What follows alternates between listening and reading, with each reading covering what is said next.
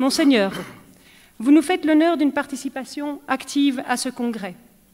Vous en serez l'alpha et l'oméga, puisque vous co-célébrerez la messe dimanche matin.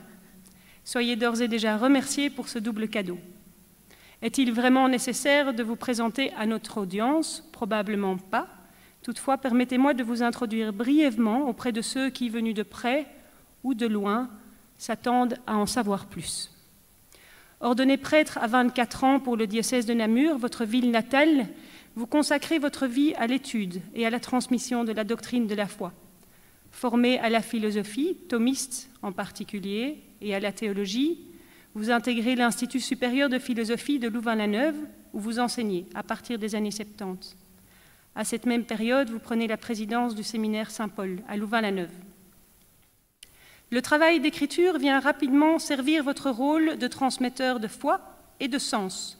De votre plume fertile naissent de nombreux ouvrages de théologie et de philosophie. En 1987, vous devenez également membre de la Commission théologique internationale. Le pape Jean-Paul II vous a nommé évêque de Namur, fonction que vous avez assumée pendant 20 ans, jusqu'à votre nomination en tant qu'archevêque de Malines-Bruxelles en 2010. Sur le plan doctrinal, vous vous voulez dans la continuité du Concile Vatican II et du pontificat de Jean-Paul II, dont vous estimez que l'héritage n'est pas derrière nous, mais devant nous, comme un programme. En parlant de programme, revenons à celui d'aujourd'hui. Lors de la préparation de ces rencontres, vous avez exprimé votre réjouissance qu'un congrès soit consacré à l'apport que des chrétiens, au nom du Christ, peuvent donner pour éclairer le sens de leur vie dans la société. Vous avez repéré là une merveilleuse occasion de jeter un regard éclairé sur les grands enjeux de nos sociétés et du monde d'aujourd'hui. Vous inaugurez notre cycle de plénière avec une question. Comment faire entendre le message chrétien dans l'Europe du XXIe siècle? Cette Europe, initialement créée dans une perspective à la fois ambitieuse et raisonnable de paix et de solidarité, une Europe historiquement enracinée dans la chrétienté, le projet Europe, aujourd'hui remis en question au niveau de ses valeurs les plus universelles, à commencer par celle de la solidarité, de la défense de la paix, de la lutte contre les exclusions. Chers amis, c'est bien ici que tout se passe. Plongeons nos téléphones dans le silence et nos cœurs dans l'écoute. Monseigneur, la parole est à vous. Je ne vous mets pas la corde au cou, mais c'est juste un engin qui permet à une personne malvoyante de notre audience de bien l'entendre. Personne sourde de notre audience, pardon. Bien entendre avec le cœur.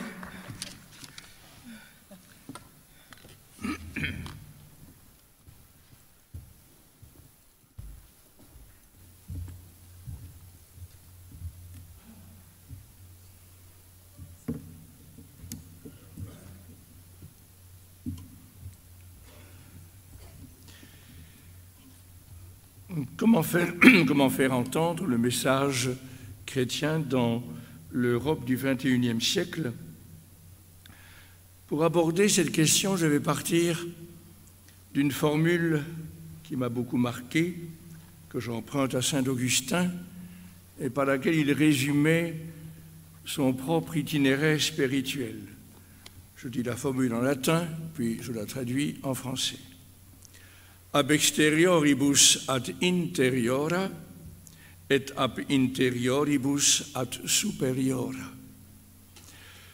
Partir des choses, des réalités extérieures pour découvrir les réalités intérieures et de là s'élever aux réalités supérieures. C'est l'itinéraire d'Augustin, c'est aussi notre itinéraire psychologique à chacun. Aucun enfant ne naît en disant aussitôt « cogito ergo sum ». Un enfant commence par être tourné vers le monde extérieur qu'il découvre avec avidité par tous les sens. Et puis un jour vient où il va prononcer pour la première fois le pronom personnel « je » ou « moi », où il va découvrir son intériorité et peut-être que plus tard, il pourra s'élever à la découverte de réalités supérieures. C'est aussi l'itinéraire de la culture et de la philosophie.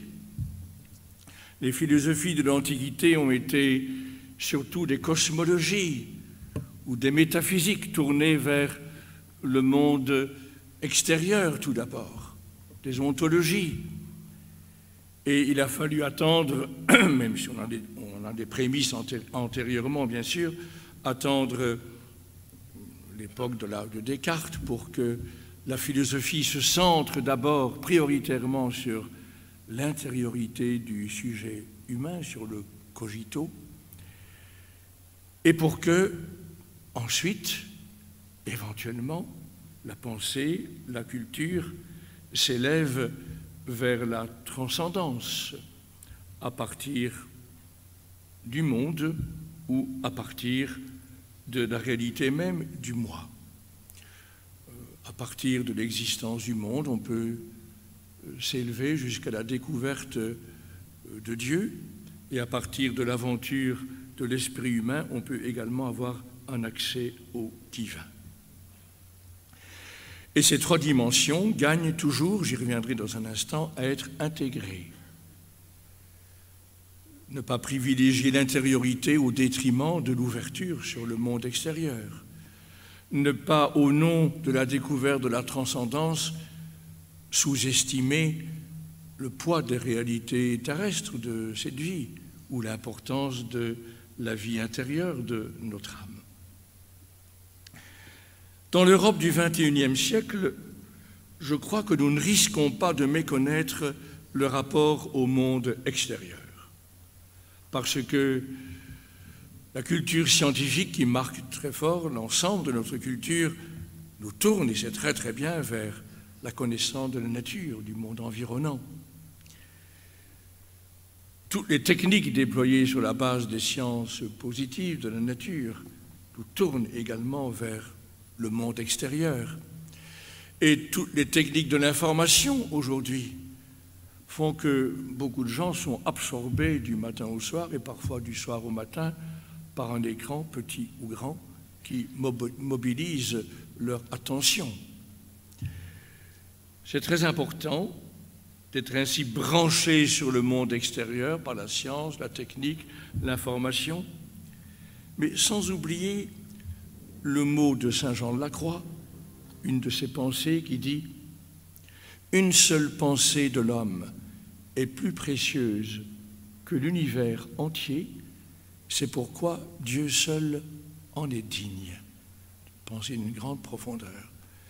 Une seule pensée de l'homme est plus précieuse que toutes les galaxies. Et donc, il ne faut pas, suggère saint Jean de la Croix, que l'esprit humain s'épuise dans la connaissance de la nature. Une seule de ses pensées lui est supérieure. Et puisque l'homme, par sa pensée, est supérieur à toute la nature, finalement, qui est digne? Qu'est-ce qui est digne de la pensée humaine? Finalement, Dieu seul, et aussi l'intimité de l'âme humaine. Et nous devons nous réjouir que dans cette Europe du XXIe siècle, très marquée par la culture scientifique, informatique, technique, il y ait aussi, se faisant jour de plus en plus, un besoin d'intériorité, un besoin de spiritualité, le désir de ne pas s'enfermer dans ce qui est extérieur, mais de rentrer dans l'intimité du cœur humain. Je cite à nouveau Augustin, « Noli foras ire, redi in interiorem hominem, ibi habitat veritas. » Ne va pas vers le dehors, rentre dans l'homme intérieur, c'est là qu'habite la vérité. Et quand Augustin parlait comme cela, quand il parle de l'intériorité, où habite la vérité, il ne pense pas seulement à notre intériorité, s'extasier devant la profondeur de notre âme, mais il pensait au maître intérieur qui habite le cœur intime de notre âme. Il arrive même parfois que ces spiritualités religieuses ou laïques qui se font jour dans nos sociétés, spiritualité d'inspiration occidentale ou bien empruntée à l'Orient, il arrive même que ces spiritualités débouchent sur une certaine transcendance, l'émerveillement devant la beauté. Beaucoup de scientifiques éprouvent un sentiment métaphysique, habité par un certain sens de la transcendance devant la beauté de la construction de l'univers. L'émerveillement devant la totalité. Nous faisons partie d'une totalité. C'est un des aspects de la culture de ce qu'on appelle le nouvel âge, le sens holistique. Nous faisons partie d'une totalité qui nous dépasse. Je pense aussi à la formule d'un de nos prix Nobel, décédé récemment, Christian de Duve, parlant de la réalité ultime. La réalité ultime, un certain sens, chez un scientifique, un certain sens d'une transcendance. Mais rares, je dirais même rarissimes, sont les spiritualités philosophiques ou religieuses qui s'élèvent jusqu'à un Dieu personnel. Très très rare aujourd'hui, en dehors de la foi chrétienne, ou de la foi juive, ou de la foi islamique. Rares les spiritualités qui s'élèvent jusqu'à un Dieu personnel. Avec ce paradoxe qu'on se tourne vers une certaine transcendance, le tout, la totalité, la réalité ultime, la beauté, une réalité transcendante, mais que nous dépassons. Parce que la réalité ultime ne sait pas quelle est la réalité ultime dans la philosophie de Duve. Tandis que nous parlons d'elle. Étrange absolue, étrange transcendance à laquelle nous sommes nous-mêmes supérieurs. Car le mathématicien suprême, la mathématique suprême qui gouverne l'univers chez Einstein, elle ne sait pas ce qu'elle est. Elle n'est pas de nature personnelle. Paradoxe. Et plus rares encore sont les spiritualités qui unissent les trois dimensions, qui unissent l'extérieur, l'intérieur et le supérieur. Souvent, il y a un risque dans la culture d'unilatéralité. On cultive l'intériorité en négligeant l'importance du rapport extérieur au monde. On cultive la transcendance, mais d'une manière qui conduit à s'évader de ce monde ou à inviter le cœur humain à se dissoudre, perdre son individualité, se dissoudre dans la totalité. Rares sont les spiritualités, en dehors de la foi chrétienne, qui unissent les trois dimensions. Bien, dans ce contexte ainsi rapidement brossé, je voudrais indiquer 5 manières, 5 chemins pour faire entendre le message chrétien dans son caractère unique dans l'Europe de notre époque. Je pense tout d'abord, point 1, que nous avons besoin d'une nouvelle apologétique. J'emploie le mot, même s'il est considéré comme un mot grossier par certains, un mot indécent. On a besoin d'une démarche de l'intelligence et du cœur qui rend raison de la foi, qui justifie la foi. Une nouvelle apologétique qui montre combien il est raisonnable d'affirmer un Dieu personnel. Et cela à partir du monde, à partir de la prodigieuse intelligibilité du monde, tel que nous pouvons le décoder par la science.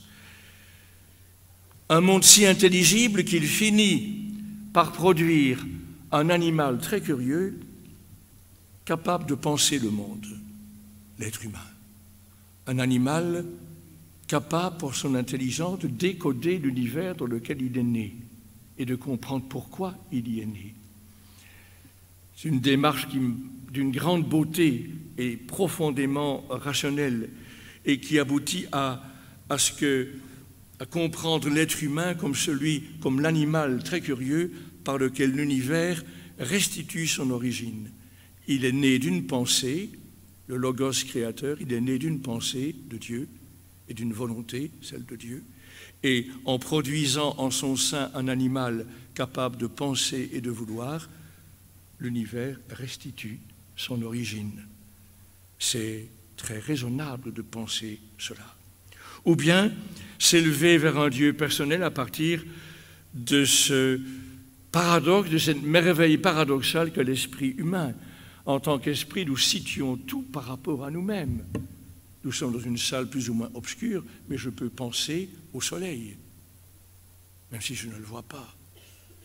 Nous sommes capables de tout situer par rapport à nous, et en même temps, nous sommes nous-mêmes situés. On n'a pas choisi de naître, on n'a pas choisi ce corps dans lequel a fleuri notre conscience personnelle. Donc notre esprit n'est pas le dernier mot de l'esprit. Et c'est un beau rôle de la philosophie de montrer comment il est raisonnable de penser que et le monde et l'esprit humain ont leur origine dans un Dieu personnel. À condition que cette apologétique audacieuse, indispensable, prenne le temps de méditer longuement le drame du mal et de se confronter au problème du mal, qui est la principale objection à la foi en Dieu et en un Dieu personnel pour la plupart des gens. Deuxièmement, pour relever le défi, nous avons besoin d'une apologétique à nouveau qui montre combien il est raisonnable de croire en Jésus-Christ comme le Nouveau Testament et comme l'Église catholique nous le présente, à savoir un vrai homme, pas une simple apparence humaine, un vrai homme, mais aussi un vrai Dieu, né de Dieu, lumière, né de la lumière, vrai Dieu, né du vrai Dieu, engendré, non pas créé, de même nature ou substance que le Père. Vrai homme, vrai Dieu, crucifié, comme disait Paul, scandale pour les Juifs, folie pour les païens, mais pour ceux qui sont amenés à croire, sagesse de Dieu et puissance de Dieu. Ressuscité, le seul homme dans l'histoire dont des témoins affirment qu'il a traversé la mort et a inauguré un monde au-delà de ce monde. Eh bien, l'apologétique nouvelle d'aujourd'hui doit montrer comment il est raisonnable de croire en Jésus de cette manière-là. Elle doit le faire en dialogue avec l'histoire, en dialogue avec l'exégèse la plus critique, pour montrer combien il est raisonnable de croire cela. Dans ma petite carrière intellectuelle, l'ouvrage que je considère le plus important, je remercie le Seigneur d'avoir pu l'écrire, c'est mon ouvrage « Les raisons de croire ». S'il y a un seul bouquin que vous voulez lire dans la trentaine que j'ai écrit, je recommande d'abord celui-là, qui, je pense, peut aider à montrer combien il est intelligent, beau, libérateur et vrai de croire en un Dieu personnel et en Jésus-Christ. J'ai vu qu'il y a de la publicité là, pour l'Institut Sophia. C'est une réalité que j'ai contribué à faire exister à Bruxelles et qui a pour but de donner à des jeunes pendant 1 an l'occasion de se former humainement et aussi intellectuellement, et notamment parmi bien d'autres choses, dans ce domaine-là. Troisièmement, témoigner, c'est un des grands défis qui nous attendent. Témoigner, par la parole et par l'exemple surtout, de la richesse unique de la spiritualité chrétienne. Nous méconnaissons actuellement les trésors de la spiritualité chrétienne. Un trésor parce qu'il s'agit d'une spiritualité personnellement habitée. C'est une spiritualité qui, comme le mot l'indique, est habitée par l'Esprit Saint, unique dans l'histoire du monde. Et une spiritualité personnalisante, pas du tout une spiritualité qui invite à se dissoudre, à s'évader, à se perdre, à se diluer dans un quelconque nirvana. Au contraire, la spiritualité chrétienne, habitée par la personne de l'Esprit Saint, va nous rendre toujours davantage personnels. Encourager les interiora dont parlait Augustin. C'est un trésor incomparable que celui de la mystique chrétienne, qu'il s'agisse nous sommes ici dans un temple jésuite, le collège Saint-Michel, Saint-Ignace de Loyola, mais toute la prodigieuse spiritualité du Carmel, Jean de la Croix, Thérèse d'Avila, Thérèse de Lisieux, Élisabeth de la Trinité, Edith Stein. Nous avons des trésors, mais largement inexplorés pour explorer les profondeurs habitées de notre âme, de notre esprit, et pour entreapercevoir la profondeur de Dieu. Noverim me, noverim te, disait Augustin. Puissais-je me connaître et te connaître. Nous avons des trésors pour cette double connaissance de soi et de toi en s'adressant à Dieu.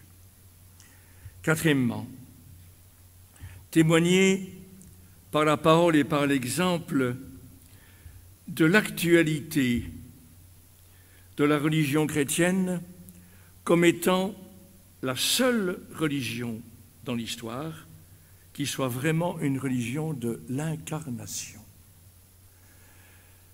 La foi juive est déjà une foi en une certaine incarnation, puisque Dieu est si personnel, si libre, il est si profondément quelqu'un qu'il est capable d'entrer dans l'histoire en faisant alliance avec un peuple.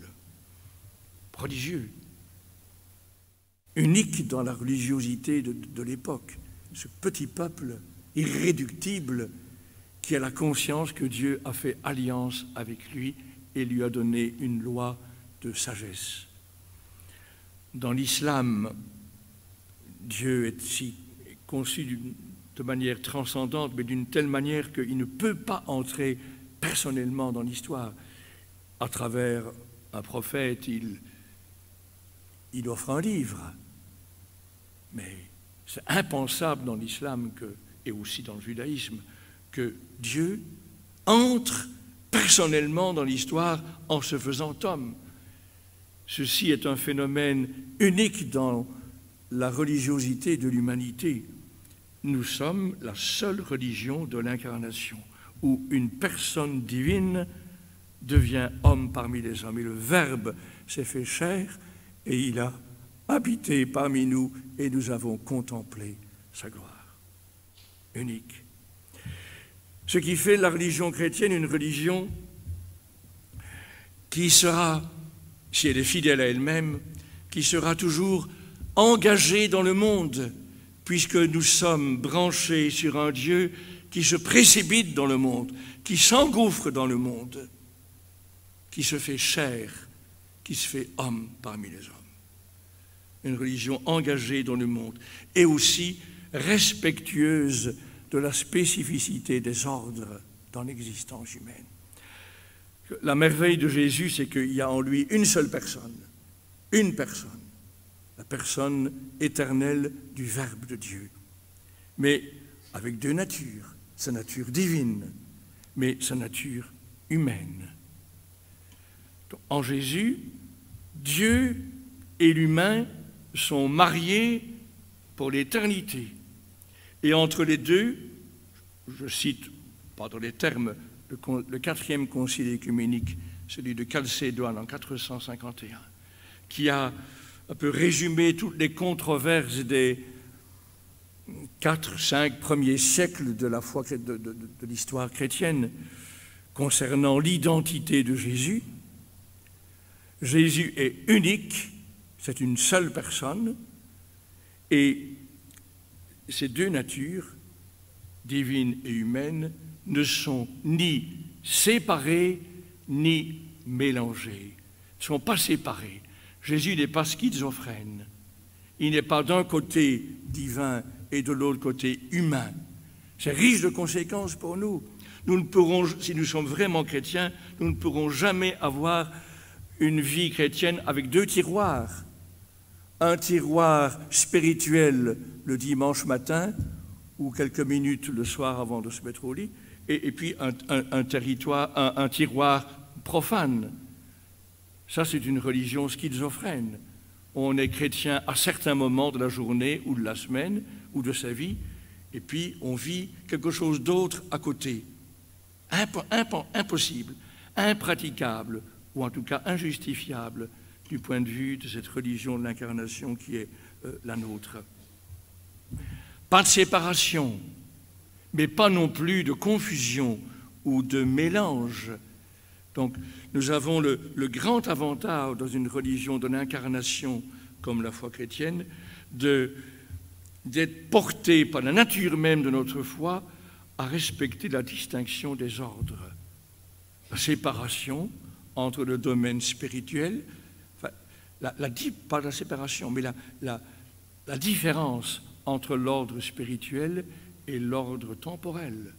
Séparation entre l'Église et l'État. On rend à Dieu ce qui est à Dieu, à César ce qui est à César.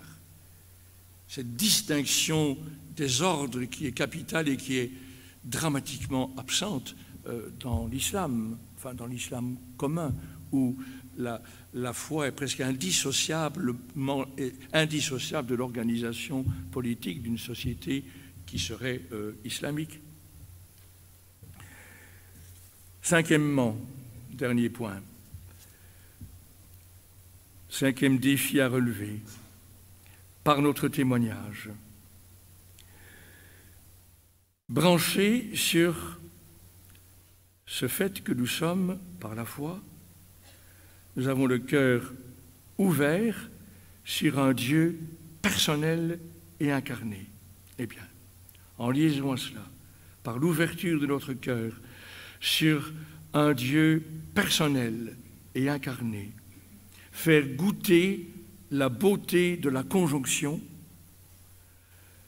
entre la plus grande intimité spirituelle et le plus grand engagement dans la vie du monde. Ça, c'est un beau défi chrétien et appelé par la nature même de la foi chrétienne. De conjoindre dans notre vie, témoigner de ce qu'on peut conjoindre dans notre vie, la plus grande intimité spirituelle et en même temps l'engagement le plus radical dans la vie du monde, à tout niveau. Je pense à la vie familiale, tout ce qui tourne, tous les enjeux qui tournent autour de la famille. Je pense à notre vie professionnelle, je pense à la vie économique, à la vie politique, à la culture, à la science, à l'art, à toutes les formes de l'activité humaine. Un chrétien authentique, fidèle à sa foi en un Dieu personnel et incarné, est provoqué à rendre ce témoignage qu'on peut unir l'intimité spirituelle la plus profonde et l'engagement le plus radical dans la vie du monde. Tout à l'heure, en commençant, j'évoquais la formule de saint Augustin « ab exterioribus ad interiora ». Il ne faut même plus traduire maintenant, vous connaissez le latin, enfin ce latin-là parfaitement. « Ab exterioribus ad interiora et ab interioribus ad superiora ». Mais on peut prendre la formule à l'envers. Si nous sommes vraiment branchés par la foi sur un Dieu personnel et incarné, nous irons de a superioribus ad interiora et ab interioribus ad exteriora. Je m'explique. Je pense en disant cela à ce que Paul a écrit aux Galates au chapitre 4e, les versets 4 et 6. Enfin, il y a le verset 5 entre les deux. Paul dit ceci. Quand vint la plénitude des temps, Dieu a envoyé son Fils dans le monde, l'incarnation. Il a envoyé son Fils pour faire de nous, nés d'une femme, dans l'incarnation véritable, nés d'une femme, sujet de la loi, pour faire de nous ses enfants adoptifs. Donc, il a envoyé son Fils dans le monde pour faire de nous, en lui, des fils adoptifs. Et le verset 5 dit, et la preuve que nous sommes vraiment des fils adoptifs, c'est, et là c'est le verset 6, c'est que Dieu, et Paul emploie exactement les mêmes verbes, les mêmes mots, Dieu a envoyé l'Esprit Saint dans nos cœurs. Donc deux missions. À la plénitude des temps, Dieu a envoyé son Fils dans le monde et il a envoyé son Esprit Saint dans nos cœurs. Il s'est préoccupé de exteriora et interiora. Il a envoyé son Fils dans le monde pour faire de nous ses fils adoptifs, et en même temps, il a envoyé son Esprit Saint dans nos cœurs.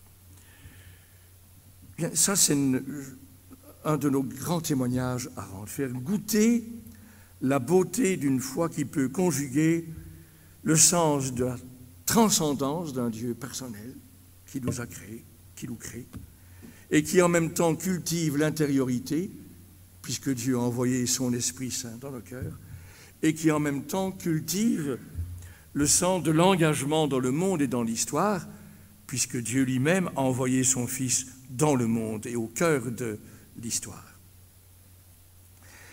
Et pour exprimer l'admirable conjonction des deux aspects, je voudrais, puisque je suis ici dans un lieu jésuite et que j'ai vécu moi-même 16 ans de ma formation chez les pères jésuites, je voudrais citer l'inscription qui fut primitivement destinée à la tombe de saint Ignace de Loyola, par un jeune jésuite, poète, qui trouvait merveilleux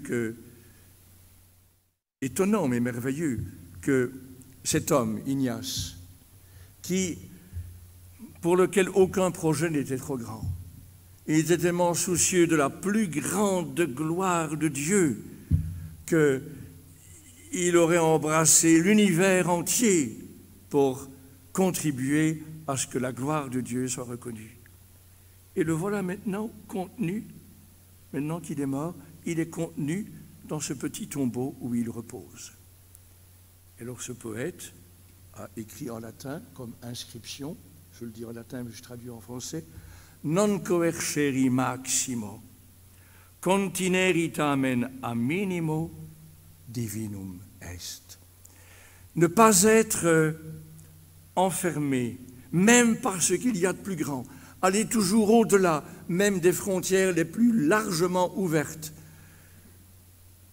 rêver plus grand que tout, contineri tamen a minimo, et cependant être contenu dans ce qu'il y a de plus petit, voilà qui est divin, divinum est.